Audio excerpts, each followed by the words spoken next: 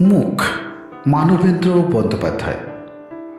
অনেক অনেক দিন কেটে যাবে, তারপর শেষে একদিন একটি সোনালি বিকেলে হয়তো সীতা নিঃশেষে ফুরিয়ে যাবে।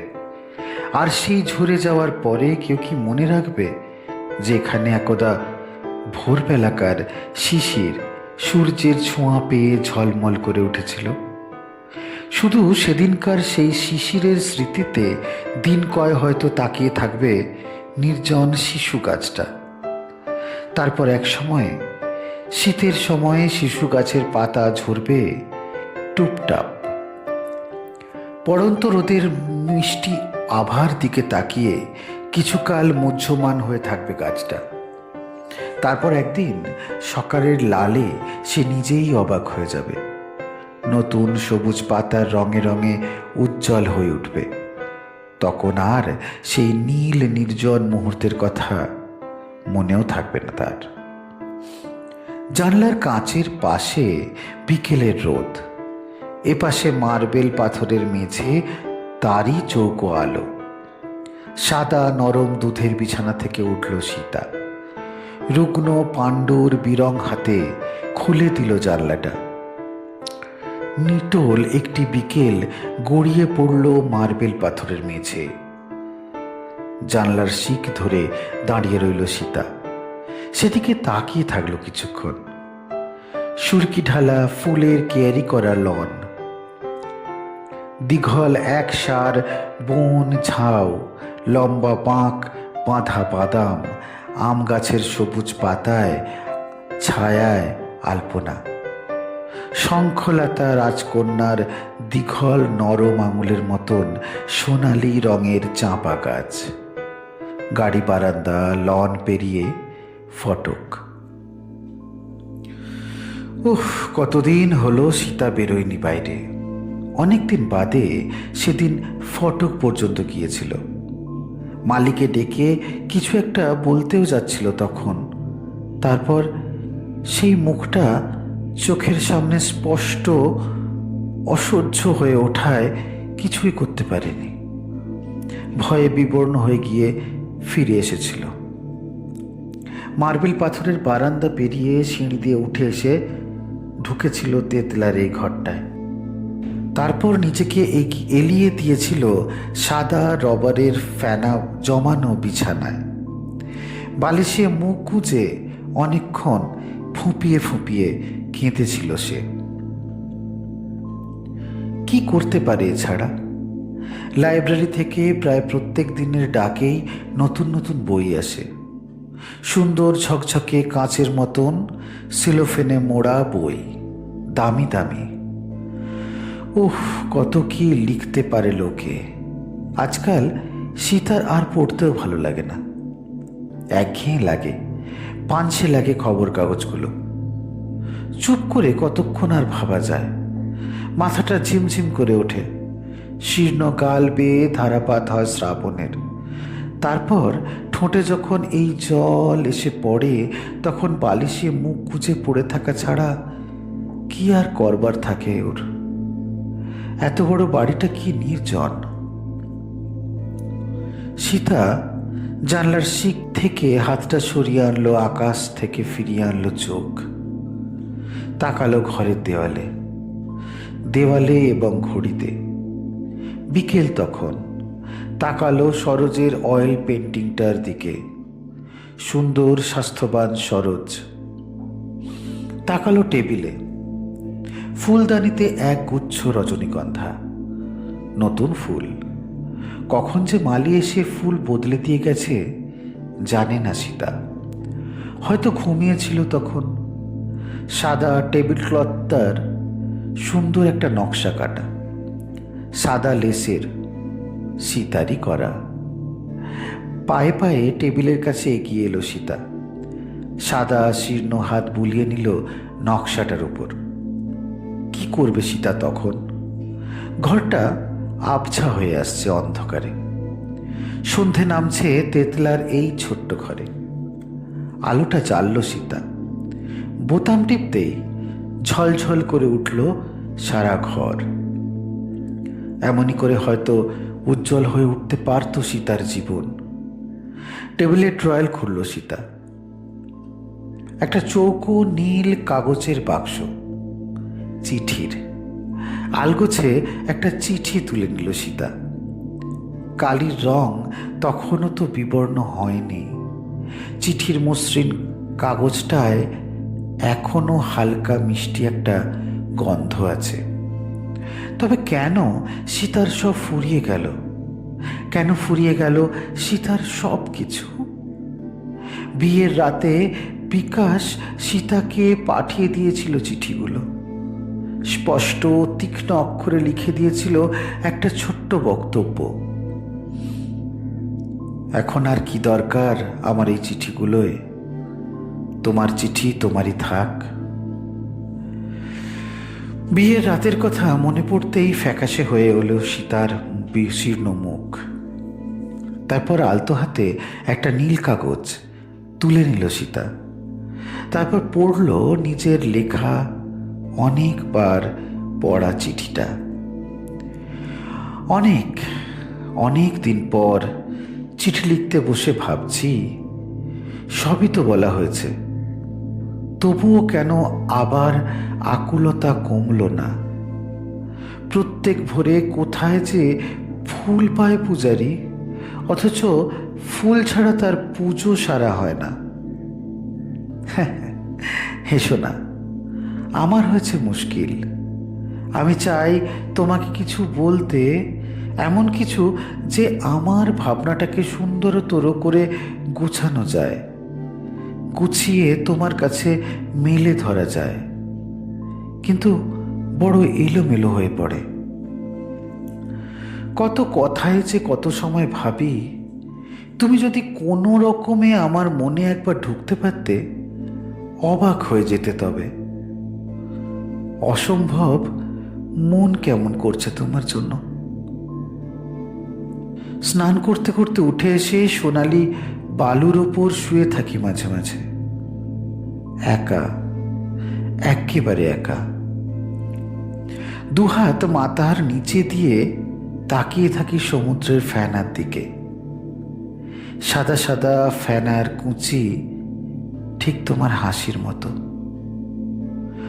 সকালবেলার সচিত্র আলো আমার চোখে মুখে, গাংশালিকের কাঁপা ডানার পালকের রোদ্দুরের ঝলক। তোমার মনে পড়ে? তখন মনে হয় হয়তো চোখ ফিরিয়েই দেখবো তুমি নিঃশব্দে আমার দিকে তাকিয়ে হাসছ, কিংবা মনে হয় তুমি এক্ষুনি টানবে আমার হাত ধরে, টানতে টানতে নিয়ে যাবে সমুদ্রের দিকে। স্নান সেরে যখন বাড়ি ফিরি, ছপ ছপ করে তখন ভিজে শাড়ি, চুল দিয়ে বালি ঝরে, ঝাউবনের পথ দিয়ে চলি। মনে হয় তুমিও চলছো আমার পাশাপাশি। তখন আর আশেপাশে তাকাতে মন চায় না। তাকালেই দেখবো তুমি নেই। সে তো চাইনি আমি। তুমি আছো, তুমি আছো আমার পাশে, আকাশের নীলে, হাওয়ায়, সবখানে, আমার মনে। ইচ্ছে হয় পথ যেন আর না ফুরায়। কি করে হয় তা?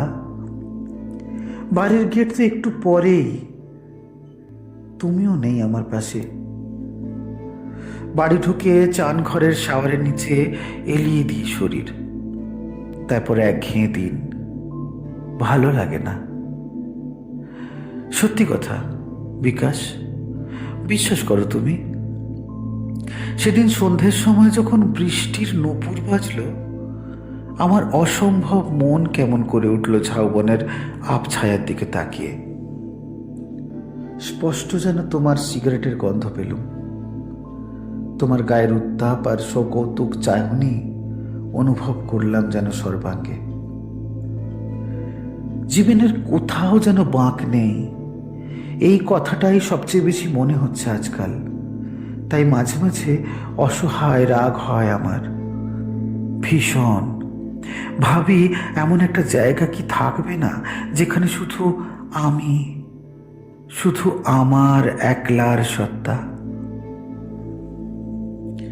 শুনলে হয়তো অবাক হবে, হয়তোবা ঠোঁট চেপে একটু হেসেও নেবে একটা গল্প শুনলে। গল্পটা অবশ্য তোমার ভাবনা আমায় কেমন পেয়ে বসেছে তার একটা উজ্জ্বল নমুনা।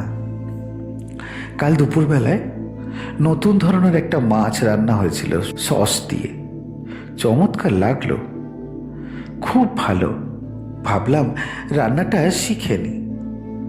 তারপর মুহূর্তেই মনে হলো কেমন যেন তুমি বলেছিলে সস তোমার খুব বেশি একটা ভালো লাগে না।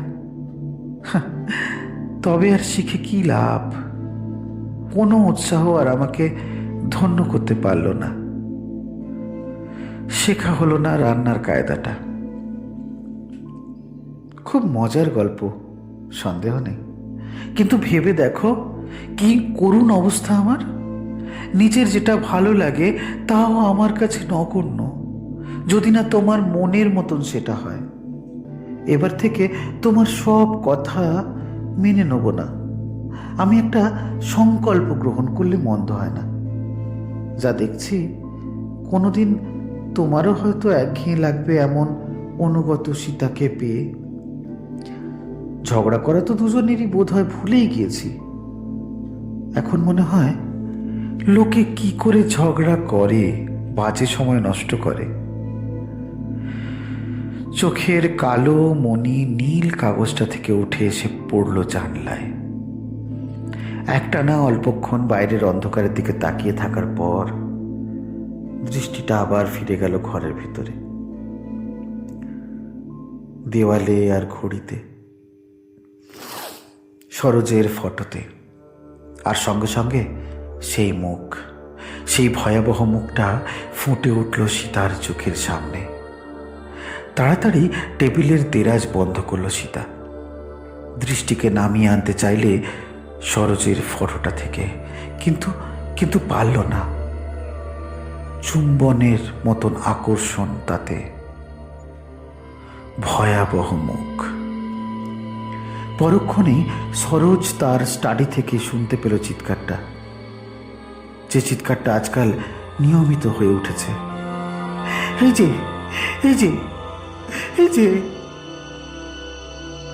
ছুটে এসে ঘরে ঢুকলো সরোজ। তেতলার ঘরটায় আবার অজ্ঞান হয়ে পড়ে গেছে সীতা মেঝের উপর। একটা গভীর নিঃশ্বাস ফেলে সীতা পাশ ফিরে শুল। সন্ধ্যের অন্ধকারে মাথার কাছে বিছানায় সন্তর্পণে পায়ে কে যেন এসে দাঁড়ালো। চোখ বুঝেই সীতা শুধালো, কে? নরম গলায় উত্তর এলো, ব্যস্ত হবেন না, যেমন শুয়ে আছেন থাকুন। আচ্ছা, আপনার অসুখের কথা আমার কাছে খুলে বলুন তো, কিছু বাদ দেবেন না। ও ডাক্তার রায়, বসুন বসুন।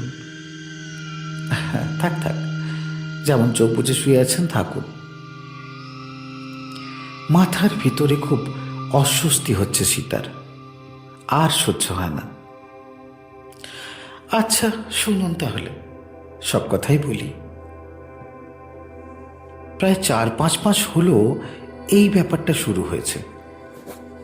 কদিন গীতবিতানের সঙ্গীত সম্মেলন থেকে ফিরছি, রাত প্রায় 8টা। সার্কুলার রোড আর চৌরঙ্গির মোড়ের কাছে আমার গাড়ি দাঁড়ালো লাল আলোর জন্যে। হঠাৎ থেকেই গ্যাস পোস্টের তলায় কটা লোক আমার দিকে কড়া চোখে তাকিয়ে আছে। এত খারাপ লাগলো, ভীষণ। রোগা লম্বা চেহারা, একদিকে চোখ ঝুলে নেমে এসেছে, কপালের উপর এলোমেলো চুল, খোঁচা খোঁচা দাড়ি, চোয়ালটা যেন আলগা, যেন অন্য কারো। মুখটা হাঁ হয়ে গেছে, জিভ একটু বেরিয়ে পড়েছে। আপনি কি বেশ ভালো করে লক্ষ্য করেছিলেন? হ্যাঁ, নিস্তেজ গলায় বলতে থাকে সীতা। আর তাছাড়া একবার তো শুধু দেখিনি, তারপর অনেকবার। এত ভয় করছিল তখন। লোকটা আমার দিকে বিশ্রী উঁচু নিচু দাঁত বের করে হাসছিল। ময়লা ছেঁড়া স্যুট গায়ে ঝলমল করে আলগা হয়ে ঝুলছিল। ভয়ে শরীর আমার যেন কাঁটা দিয়ে উঠল। ড্রাইভারকে তাড়াতাড়ি গাড়ি চালিয়ে যেতে বললাম, কিন্তু সেই বিশ্রী ভয়ানক মুখটা আমার স্বপ্নে জাগরণে ছেয়ে থাকলো। কখনো কখনো লোকটাকে দেখিনি, তবু বারবার মনে হতে লাগলো তাকে যেন চিনি। কিরকম বিশ্রী ভিজে ভিজে ফ্যাকাশে মুখ। তারপর একটু দম নিল সীতা। কপালে তার ঘামের বিন্দু বিন্দু, বোঝা চোখের দুপাশে গালের রগ স্পষ্ট জেগে উঠেছে, নীল রগ। হাতটা বালিশের তলায় গুঁজে সীতা বলতে থাকলো, তারপর যখনই বাড়ি থেকে বেরোই মনে হয় লোকটা বোধ হয় আমার জন্য কোথাও দাঁড়িয়ে আছে। নিউ মার্কেট থেকে কিছু জিনিসপত্র কিনে হয়তো গাড়িতে উঠতে যাব, এমন সময় হয়তো চোখে পড়ল সেই লোকটা গেটের কাছে দাঁড়িয়ে আমার দিকে মিটমিট করে তাকাচ্ছে। কিংবা কখনো অপলোক স্থির চোখে। আমি হয়তো তখন তাড়াতাড়ি গাড়ির দরজা বন্ধ করে দিলাম। তারপর থেকে মনে একটা দারুণ ভয় হলো। অনেক দিন অনেক পথের মোড়ে দেখতে পেলাম সেই লোকটাকে। একদিনের কথা বলছি। এক বান্ধবীর বাড়ি গিয়েছিলাম। সন্ধ্যের পর বান্ধবীটি আমাকে বাড়ির কাছে নামিয়ে দিয়ে গেল। নির্জন শব্দহীন পথ, শুধু শুধু মাঝে মাঝে গ্যাসের আলো। হঠাৎ মনে হলো যদি সেই লোকটার সঙ্গে দেখা হয়ে যায়। সঙ্গে সঙ্গে সঙ্গে সঙ্গে শিরশিরিয়ে উঠল সারা গাটা। ভয়ে ভয়ে পিছন ফিরে দেখি 5-7 হাত দূরেই লোকটা খুঁড়িয়ে খুঁড়িয়ে আসছে। ভয়ে যেন হাত পা ঠান্ডা বরফ হয়ে গেল। প্রায় ছুটতে ছুটতে বাড়ির দিকে এগোলাম। পিছনে একটানা খুঁড়িয়ে চলার শব্দ। বাড়ির গেট পার হয়ে ছুটতে ছুটতে হলঘরে এসে অজ্ঞান হয়ে পড়লাম। সীতা একটু চুপ করে থাকলো। উত্তেজনায় আর ভয়ে মুখ যেন ছাইয়ের মতন ফ্যাকাশে হয়ে গেছে। ঘরে কোনো শব্দ নেই। নিচে সিঁড়ির পাশে সরোজের গলা শোনা যাচ্ছে, টেলিফোনে কথা বলছে। হাওয়ায় ঘরের পর্দা সামান্য দুলছে। ফুলের গন্ধে ঘরের হাওয়া ভারী হয়ে উঠেছে। অনেক দিন। সীতা বলতে থাকলো, আমার স্বামীকে কিছু বলিনি। নানা কাজে উনি ব্যস্ত, আমিও তাই। কিন্তু একদিন বললাম, উনি হেসেই উড়িয়ে দিলেন। বললেন বয়স হওয়ার আগেই ভীমরতি হলো। জেগে জেগে স্বপ্ন দেখা শুরু করলেন নাকি? বাড়ির গেটের কাছে এরকম কোনো লোক তো দারোয়ান দেখেনি। তুমি বরং দিন কতক বাড়িতে বিশ্রাম নাও। কিন্তু ডক্টর রায়, তারপর থেকেই আমি অসুস্থ বোধ করতে লাগলাম। ধীর স্পষ্ট গলায় উচ্চারিত হলো, আচ্ছা বলে যান। তারপর রাস্তায় একদিন অ্যাক্সিডেন্ট। একটা ছোট মেয়ে বাসের তলায় বিভৎসভাবে চাপা পড়েছে। লোকটা ড্রাইভারকে ধরে মারতে ব্যস্ত। ভিড়ের মধ্যে দেখি সেই লোকটা। ছোট মেয়েটা রক্ত মাখা শরীরের দিকে লোলুপ চোখে তাকিয়ে আছে। চোখে মুখে একটা কুৎসিত উল্লাস। ড্রাইভার মেয়েটিকে আমার গাড়িতে তুলে আনলো হাসপাতাল নিয়ে যাওয়ার জন্য। দেখতে পেলাম লোকটা ভিড়ের ভেতর থেকে আঙুল তুলে আমাকে যেন শাসাচ্ছে। সেই রাত্রে ডাক্তার রায়, কি বিশ্রী যে স্বপ্ন দেখলাম। আমি যেন হাসপাতালে অপারেশনের টেবিলে শুয়ে আছি। ক্লোরোফর্ম দিতে গিয়ে যেন আমার মাথার কাছে এসে দাঁড়ালো। তারপর দেখি সেই লোক। চিৎকার করে অজ্ঞান হয়ে গেলাম। তারপর থেকে অসুখের খুব বাড়াবাড়ি। প্রায় সব সময় মনে হয় যেন সেই মুখ দেখা দেবে। রাত্রে ঘুম হয় না, হার্ট ভয়ানক দুর্বল হয়ে গেছে, আর সইতে পারি না। ডাক্তার রায়। সীতার উত্তেজিত গলা কথা কয়ে উঠল। ডাক্তার রায়, হয় আমাকে সারিয়ে তুলুন, নয়তো দ্রুত যেন আমার মৃত্যু হয়। এইভাবে আর পারি না। গভীর নিঃশ্বাস ফেলে সীতা তেমনি চোখ বুজে শুয়ে থাকল। সুন্দর ফর্সা কপালে ঘামে ভিজে উঠল। শ্রান্ত মুখ, বড় করুণ। ঘর অন্ধকার, প্রায় কিছুই দেখা যায় না। শুধু খোলা জানলার পর্দা ফাঁকে সামান্য একটু আলো বিছানায় এসে পড়েছে। আচ্ছা, ওই লোকটা আপনার বাড়িতে কখনো দেখেননি না? না, তাহলে তো মরেই যেতুম। মুখটা কি খুব বিশ্রী? ভীষণ, সে ভাষায় বোঝানো যায় না। দেখুন তো, এরকম কি? একটা মুখ বিছানার উপর ঝুঁকে পড়ল। চোখ খুলেই চিৎকার করে উঠল সীতা। তীব্র ভয়ে সেই চিৎকার একবার যে শুনেছে সে কখনো ভুলতে পারবে না।